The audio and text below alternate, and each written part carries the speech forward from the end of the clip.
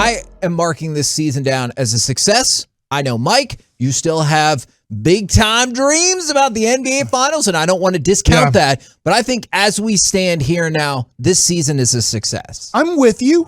Now, look, if you get swept and you lose by 10 points on average in this next round, it doesn't mean the season wasn't a success. But you have to go, we're a long way away from actually getting to the goal we want to get to. So there's obviously more to play out. I don't want to just say, everything's gravy from here out. We have our championship team that just needs to gel. We're going to find out more about this team. They get to take on pretty much the best team, the most perfect team of 2021-22. Yes, they are. I'm not saying they're the Chicago Bulls of whatever, 96 or 95, whatever, but you are taking on a great team that has everything that you worry about. That being said, you get to take them on for 4 to 7 games and get to find out more about this team and what changes possibly need to be made or not changes that need to be made.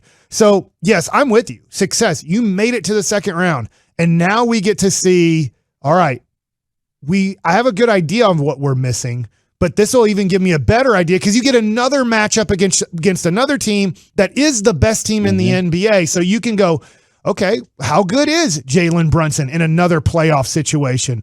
What is our center situation really look like against a DeAndre Ayton versus a Rudy Gobert? How about our wings? Now you take on Miguel Bridges and Crowder. So that's really tough. And Cam Johnson comes off the bench, who's a really nice wing. So I think, Corey, I'm going to say success. I'm not negative on this successful season, but we still get to learn more about this team, and maybe they surprise us and make it to the conference finals. Absolutely. And I think whenever Jason Kidd right now, you have success doing what you did with an incomplete team. I still think this team is incomplete in a lot of different ways, but you have success with it. And then you go, just like Mike said, what do we add to it? Maybe you even have the highest level of success and say, but I still don't have this one thing I want to add to the roster. And then you add that, now you're even more of a complete team than you ever were. And you're like, man, we were missing piece and we were still able to do this.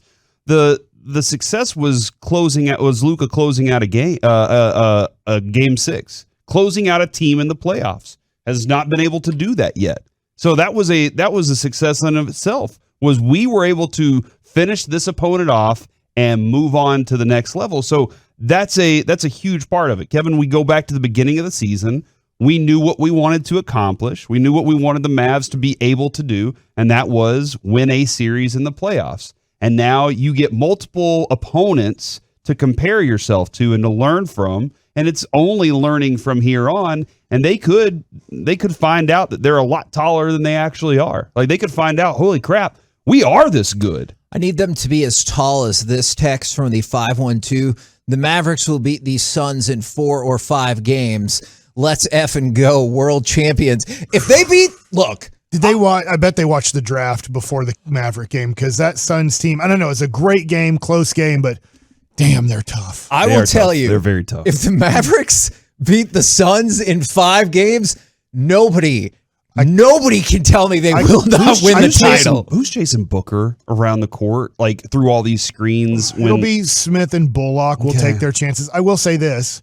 I can't say the exact words I said when I turned on the Phoenix-New Orleans game and I saw Devin Booker out there, but I did say, what the F? Mm-hmm. Yeah, because they had said it looks like he's going to be out. And they're like, that was my hope, is that I think to beat Phoenix, I know I don't want to get too far into this, but I think injuries probably need to help you out. You're probably a little bit in this situation. I thought they had the first 2 games without Devin Booker in the series coming up, but that didn't happen. And Devin Booker didn't look complete last night, and they watched his minutes, but I'm expecting on Monday night, Devin Booker is going to play 30-plus minutes against the Mavs, and I'm going to expect, because he's a younger guy like Luka, that he might not have any more hamstring issues. I'm expecting now, after Luka playing in 3 games, that Luka's not going to have any more calf issues. Did he? Now, Kevin, I was very confident in this team. I did predict Mavs in 6 at the very beginning of this thing, with and without Luka. I also predicted yesterday 90. That's confusing. You thought they would finish in 6 regardless of if Yeah, Luka I played? was like, Okay. yeah, no matter what, it's going to be 6 Okay. because I like the team. And then I said 98-92 yesterday whenever you were asking for I remember I was predictions. thinking about that. You were closest because very, we were in the low 100s. I said 103 to 100. I said so 108, 104, and you were more right. I did miss, though. I didn't get it exactly right, so therefore I can't take too much credit for that. But I was pretty close being a Mavs expert on this station.